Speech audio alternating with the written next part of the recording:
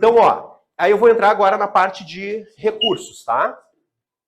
Se não quiser a área, dá para sentar aqui, ó.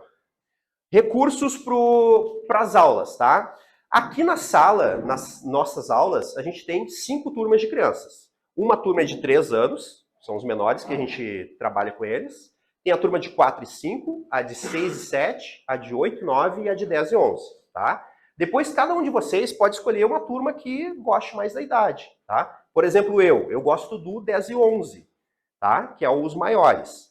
Mas tem gente que prefere os menorzinhos. Então, para cada tipo de criança, cada idade, vai ter um tipo de aula diferente, tá? Então, por exemplo, 10 e 11, eu consigo sentar com eles que nem eu tô com vocês e posso contar uma história profunda da palavra. A gente pode fazer um estudo bíblico, porque 10 e 11 anos eles estão num nível elevadíssimo, assim, de conhecimento intelectual, tá? 6 e 7, eu já tenho que ter umas brincadeiras no meio da minha aula. E eu preciso cuidar para não elevar muito o pique deles. Se eu faço muita brincadeira, assim, muita atividade que eu falo, né? Eles podem ficar num nível dentro da sala que depois eu não consigo controlar. Então eu preciso ver isso. Quanto menor a criança, menor o tempo de história, tá? Para vocês terem uma ideia, a criança de 3 anos, as histórias deles, às vezes, é perto de 5 minutos. E 5 minutos é estourando. 5 minutos. Um professor que está acostumado a dar aula para os grandes tem uma dificuldade de dar aula para os pequenos. Porque no grande tu consegue fazer um tempo grande de aula. Mas com os pequenos, 5 minutos, às vezes 5 minutos é tu falar o nome dos personagens. Né? Tu vai contar de, sei lá, de Jacó. Ah, Jacó tinha 12 filhos. Terminou de falar os 12, acabou. Acabou. E eles não lembram o nome do primeiro. Né? Então, dependendo da turma que vocês escolherem, vocês têm que se adaptar à idade da criança e ao potencial que a criança tem, a capacidade que ela tem.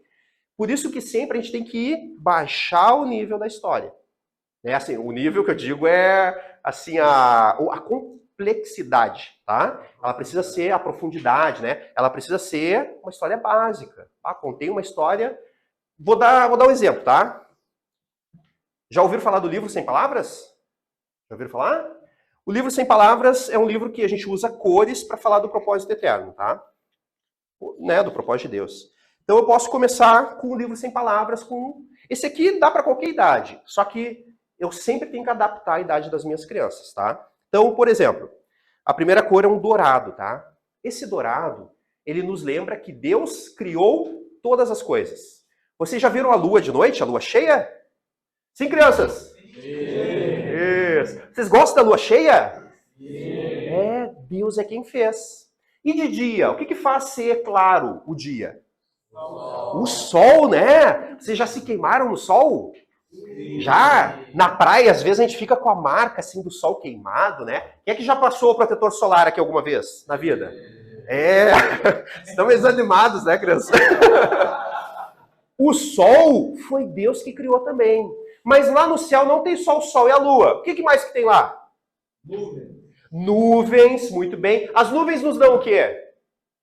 Chuva. Chuva. Então, quando a gente planta, quando a gente tem uma horta, a gente precisa da água da chuva, que vem das nuvens que Deus criou e já pensou nisso. Vou molhar a plantinha, vou fazer a nuvenzinha. O que mais que tem no céu que Deus criou? Estrelas. Estrelas, olha só. De noite, vocês já olharam as estrelas no céu? Alguém aqui já tentou contar quantas tem? Sim.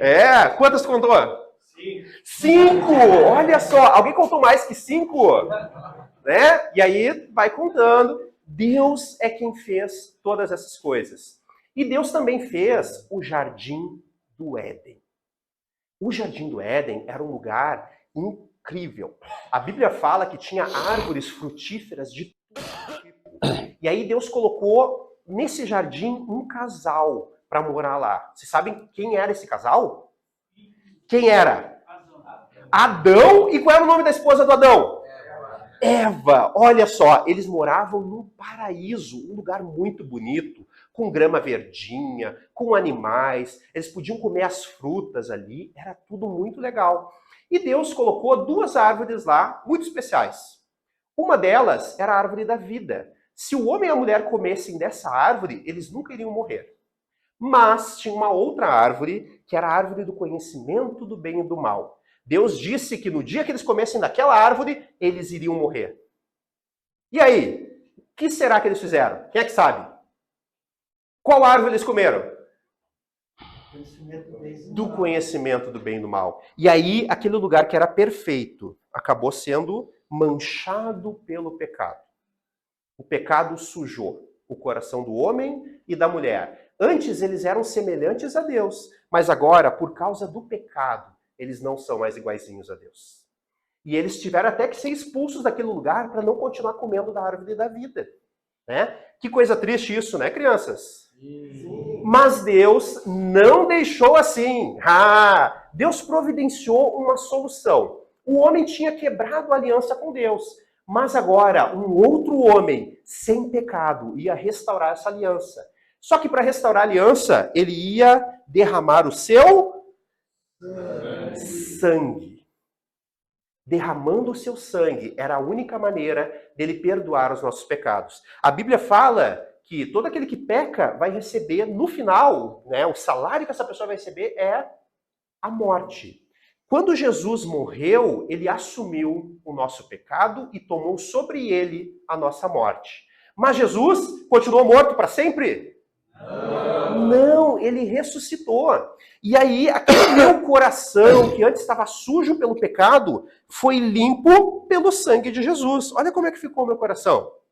Né? Todo mundo que recebeu a Jesus teve o coração limpinho. Agora a gente tem uma nova vida em Jesus. É como se a gente fosse uma plantinha, tá? Uma plantinha, ela começa bem pequenininha e ela vai crescendo, crescendo, crescendo. A Bíblia diz que aquele que vem para Jesus, ele recebe de presente a vida eterna, que é uma vida que está dentro da gente. E mesmo que a gente morra, essa vida vai brotar e a gente vai viver para sempre com Jesus.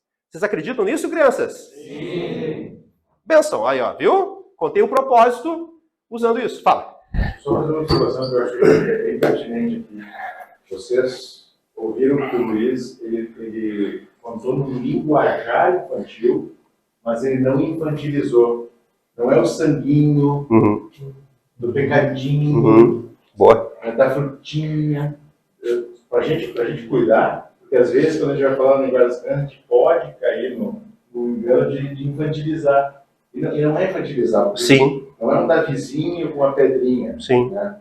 Davi era um meninote, mas era um homem que teve uma atitude de homem. Né? Então a gente, esse cuidado que o Luiz está tendo aqui de falar num linguajar infantil, sim, mas não infantilizar a história. Né? Sim. Pegando um gancho disso, né? Às vezes a gente fala com a criança infantilizando. Né? Claro, com a criança bem pequenininha, às vezes dá para ter uma linguagem assim, né? Como é que tá, bonitinho, não sei o que e tal. Mas eu preciso cuidar, porque às vezes a gente infantiliza na conversa, né? E as crianças, eu já tive uma conversa com uma das minhas filhas, ela tinha 3 anos. Foi uma conversa assim de alto nível, era tipo salvação e revelação, era coisa assim. Com 3 anos ela tinha esse entendimento, tá? Então uma criança de 3 anos, eu creio que ela pode já ter uma compreensão muito grande das coisas de Deus, tá?